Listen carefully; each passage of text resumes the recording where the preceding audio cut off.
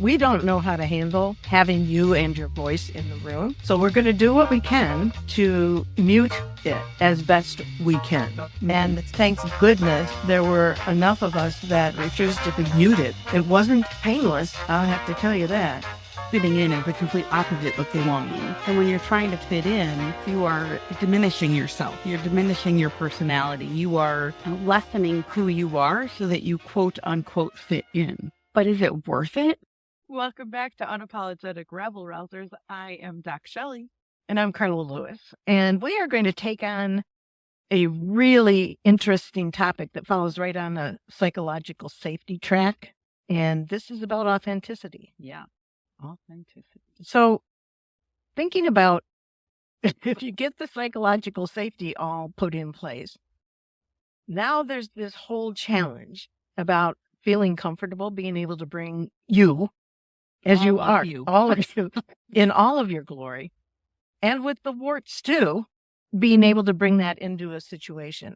And what was really fun is as we were preparing our thoughts around this topic, Michelle was sharing an interesting work-related challenge about this whole notion of authenticity. And I'd love it if you would please share that again. Sure. So many years ago, when I first started my career, I worked at a large automotive company that will remain nameless. And I was often told to be quiet. I had too many ideas, to go sit in the corner. Aren't you cute? Just go sit down, take a seat, be quiet. You get the point. And I had been working on an international project and had the incredible, fortunate experience to go to Germany, where I lived for a few years and worked over there. And when I first got there, my new boss in Germany said to me, "Why are you so quiet? I didn't bring you over here for you to be quiet. I brought you over here because you had great ideas and you were outspoken, and I brought you over here to be a change maker." And I said, "Oh no, I get my hand slapped for being a change maker. I can't do that anymore." I was told it was detrimental to my career. And he said, "Well, if you're not going to be a change maker, you can go back to the U.S. I did not bring you over here to be quiet." And I didn't really trust it because I'd been told so many times by so many people, like, just go sit in the corner. Now, mind you, I was also quality reliability engineering at that time. So I was one of very few women in the field. And I don't know if it was a gender thing or if it was just because I am kind of outspoken and I share what I'm thinking. Not every thought I ever had, but appropriately. And so it took me a minute to trust it. And as I started to share some of my ideas and some of my thoughts, he kept encouraging me. "Yes, I want more of this. Bring more of that to the work that you're doing. This is what we need over here." And then it was interesting because when I went back, there was no stopping you, I'm sure. Well, but people tried. Yeah. And it was like, just go back and sit down and be quiet, and things are good the way they are. We don't need to change, and we're good. I think we both came up in the automotive world early on when women were kind of taking their place in the workplace, and it was a fight. And that whole notion of being able to be who you were, it was difficult to push past some of those expectations that said, we don't know how to handle having you and your voice in the room. So we're going to do what we can to mute it as best we can. Mm-hmm. And thank goodness there were enough of us that refused to be muted. It wasn't painless, I have to tell you that. And so that notion about, okay, how does the environment receive your voice? Yeah, and I think that was a thing for me that I started to really start to pay attention to. I'm not saying anything different than any of the men in the room. How am I saying it differently that it seems offensive because it's coming from me versus the guy next to me will go, "Oh, I got this great idea. I literally just shared that exact same idea, and now you're getting all the credit for it." So like what I really started to do some self-reflection, which is a theme that keeps coming up in our podcast, about what am I doing? How can I do this differently so that my voice is heard? Because my voice is valuable. But you get told for so many years that basically your voice isn't valuable when you're told to be quiet. Right. We don't care about what you have to say. You can say the same thing, but I'm going to take your version of it. You start to question, is my voice worth hearing? And that is not something that is just from our past. That happens today. It still happens. And it's not about men and women. It is about filters and how we can get through them, or how they even get established in the first place. And we were talking about another associate of yours who was working on the trying to fit in element. Okay, think about how often you have been, how did you put it? Either belong. Yeah, I heard a quote the other day that said something along the lines of fitting in is the complete opposite of belonging. When you belong somewhere, you can show up authentically, you can be yourself, you can bring your full personality to a place. And when you're trying to fit in, you are diminishing yourself. You're diminishing your personality. You are lessening who you are so that you quote unquote fit in. But is it worth it? Like, I know that me at a bar singing karaoke on a Friday night is not the appropriate Shelley to bring to work on a Monday morning. I get that. Though it would be really interesting. But, but to silence my voice, to hold back things that I want to share that I know will have a positive impact for the organization, for the people around me, that would be me trying to fit into a culture that I perhaps don't belong in. And it, by design, it actually puts a damper on your voice. You are making this choice to dampen the spirit, to dampen the enthusiasm, to maybe just try to find words others are using to try to get your idea across. But when it gets down to it, your idea is yours. It's coming from this place of experience and ups and downs and energy and emotion and lessons, and trying to find a way to put it in somebody else's words so that they can hear it is a big challenge. So there's this thing about being authentic, and this is my message. And then we have talked about being able to be so aware of the message we're trying to convey that we own the responsibility to make sure the person that's hearing it gets the message we're trying to deliver. So there's this balancing act. Yeah, and I totally agree. And I want to go back to something you said, that it's not necessarily a gender thing. It absolutely can be a gender thing. I still see it all the time. Vividly remember less than a year ago, a woman that I was working with stood up, and we were the only women in the room, she and I. And she stood up and she was giving a presentation. And a man had a question. And instead of asking her the question, who's standing at the front of the room delivering the information, looked at a counterpart to her and said, "Hey, can you answer this question?" And I loved his response was, "I could, but you should ask her." So thank you for helping to bring, I am not suggesting that gender bias does not still exist. We know that biases of all sorts exist. And it could be race, it could be age, it could be anything. Yeah, and those experiences, when you've experienced that bias, when you've experienced discrimination, when you've experienced any sort of person telling you to be less than you are, that gets in your head. And then you question, is it okay to show up this way? How should I show up in this situation? Rather than just trying to be authentically you all the time. It really gets in people's heads. Imagine all of the decisions you're trying to make in that nanosecond when you're given the opportunity to respond to a question or make a statement, or you feel so driven to do so. Imagine all of the decisions, all of the different things you're weighing in that moment. And at the core of it is, what do you want to see or hear coming out of this particular moment? Right. Wow. Because the judgment, right? We're judging what others are going to see is right. We're judging what we think is right in this moment. The message that I want to deliver, the message I want people to receive. And then there's this, I'm imagining a Super Bowl that's been shot out of a cannon in a racquetball court. Do they even do racquetball anymore? I don't. Sure. Okay, fine. I know you do pickleball. Okay, but you got this thing just, it's bouncing all around, and that's what's going on in our heads. It really is. It's funny because I think about how many times I wanted to contribute in a meeting, but I might be the lowest level person, but I have a great idea. And it's like you sit there and you think, by the time I'm done processing, should I say something? How should I say it? How will this be received? They've moved on to the next topic. So it's an interesting process. Even for me, as outspoken as I am, I'm very calculated in when I share and when I speak up.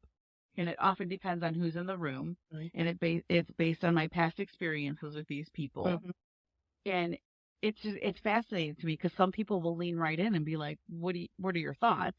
And other people are like, hold on. I don't want to hear from you yet. So there's that external invitation. We'd like to hear your thoughts, Michelle, or your own personal. What do I want to say? You approve of yourself going ahead and doing it. This becomes something like risk versus reward. Exactly. And if we're talking risk versus reward, from whose perspective? Right. And I think confidence comes into play here, right? I am a pretty confident person. I know I have good thoughts. I know I'm smart. Do I make mistakes? Sure. And I can own those. But when we think about the experiences that you've had and how many times you're either told you're not valuable, however that is said to you, interpret it as I'm not valuable, I'm too this, I'm too that, I'm not enough of this, I'm not enough of that. And it's like, but according to who? Because when I look at the people that are passing judgment on me, I'm thinking, I don't want to be like you. No. I don't want to be that kind of person. I don't want to lead the way you lead. If it's somebody I respect and I value and I look up to them and I think, wow, that's somebody I strive to be like, cool, you can give me the feedback all day long, but I also know that you're going to give it to me in a way that's helpful, not in a way that says diminish yourself. So now we bring in trust. Yeah. Yeah. So there we are. We're in a situation where our authentic self has something to contribute. We are assessing what it is that we want to contribute and the motivation for it. What's my big why that I want to bring out this whatever comment, statement, question. Then we lift up and we're looking around and we're scoping the situation. Okay, who's here? And the who's here is its own very complicated reflection because it's not just the people, but their role, their relationship to you or the relationship to the topic. And then you're looking at, okay, I've got that. Now I've got that all clear. What am I expecting to come from what it is that I'm about to risk sharing? Mm-hmm. Like you said, it could be next Tuesday before I'm going to be done figuring all of this out. Right. And the time has certainly passed for sharing what I wanted to share. Yeah, it's funny. I know so many people who they will share after the meeting. They'll share afterwards with one person. They'll pick someone in that room to say, hey, what I wanted to say in the meeting was this, but I didn't. And the person's always like, well, why didn't you speak up? So it's just fascinating to me what we go through. And I think women in particular do it more so than men. But this constant evaluation of what judgment is going to come from this, what impact will this have to me and to the people around me. It's fascinating how women in particular are often just told to be less than who they are. It's fascinating to me. It's wrong in every way, but it's fascinating. Yes. And we know that women are not the only ones who deal with this. I think that while you and I have that in common, and we have it from a generation point of view, I'm one generation ahead of you, but we have seen it across every generation. Yes, yes. And so I also just want to acknowledge that it's not just that. It's not just age. It's not just gender. It's not just race. There are biases, and we absorb them somehow. We bring them in and somehow legitimize them by putting ourselves through this mental exercise that says, right now, all I want to do is make a comment. And yet, I have to legitimize myself in this setting with this thought. And I don't know, it's just becoming, I'm just becoming aware of how much goes into. This is stuff we face every day, every hour, every conversation, every meeting, every phone call, every text message. It's a very judgy world we live in. Yeah. I did a short little TikTok video of one of our podcasts and I put it out. And feedback was, girl, heal your trauma. And I was like, I don't know what trauma you think you spotted in a 20-second TikTok video, but I'm good. And she came back and said, dig deeper. And I was like, I'm good. There's no trauma here to heal. This was a snippet from a podcast.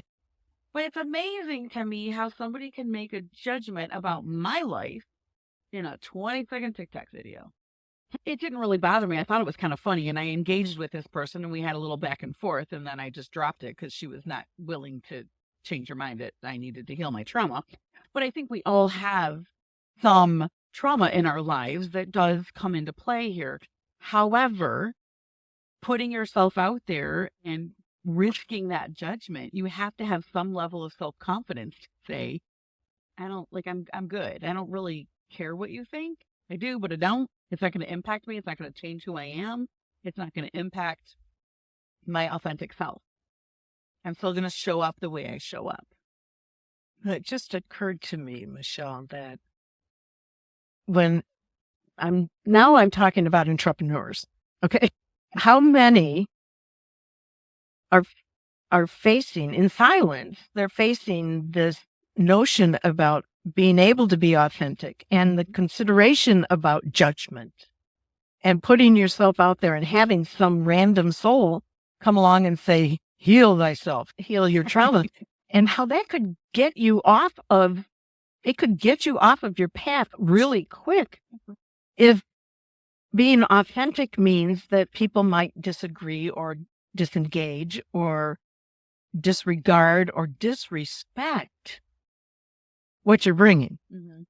Absolutely. I think for anyone putting themselves out there, whether you're in social media, you're an entrepreneur, you're doing something different, you're a change maker, you are a difference maker, you're a disruptor, you're setting yourself up for judgment, and you have to have some level of confidence in who you are and how you show up, that you are doing the right things, that you're doing it with the right intent, you're doing it with the right heart.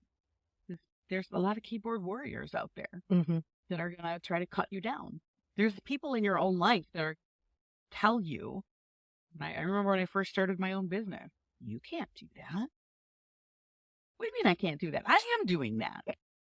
So people will always try to, not always, but a lot of people try to cut you down, or they try to think like, I could never do that, therefore you shouldn't do that, because it's scary for me to even think about leaving my corporate job and doing my own thing. Rather than saying, hey, good for you, you're doing it, they're like, oh my God, I could never do that. You shouldn't do that. I think that would make an interesting episode for us to spend some time on decisions we make, actions we don't take, dreams we don't live, because of the chance we might have of being called out, challenged, and disrespected. I don't know what would the word be? What would be the diagnosis of that which as self, you're going out there and you are fearful of taking that public declarative step that says, this is what I think, this is what I want to do. And what are the kinds of things that hold us back? Fear holds us back. Real or perceived, that is what it is. I just had a conversation with a coaching client this morning about that. He really wants to launch his own business, and he's out in the US. He's in a country where he's an immigrant and doesn't feel like he's treated the same as his coworkers. And so he wants to do his own thing. And he's terrified that if he can't be successful in his corporate role, and not that he's not successful, I think he's very successful in what he's able to do, but he feels like he's been silenced and that he's not going to go anywhere because he doesn't fit the mold. Yeah.